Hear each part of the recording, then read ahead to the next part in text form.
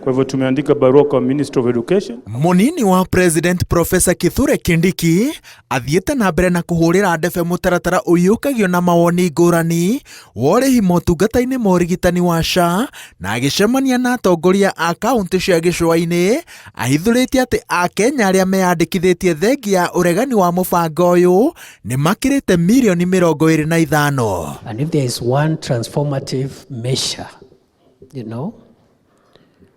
which is going to be remembered for a long time under this administration, is universal health care and enabling as many citizens as possible to have a medical cover.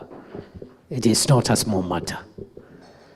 We are hoping in the next 1 year we can reach 45 million. It is possible.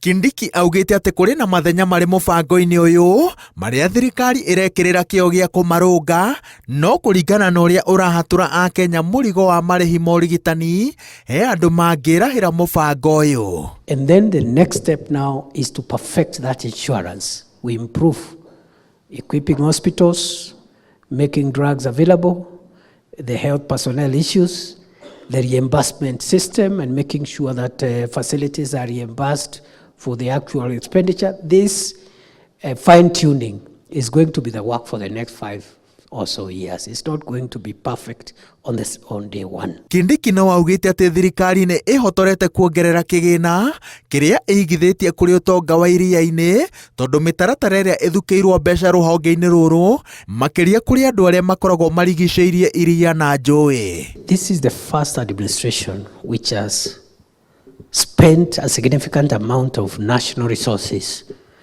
to promote the blue economy. No other administration has invested in developing infrastructure and supporting communities which derive their incomes from fishing and the blue economy.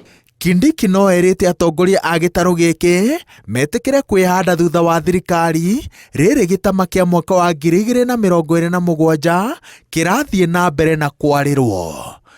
Ngĩribotera Inooro TV, njĩtagwo Waweru wa Nyambura.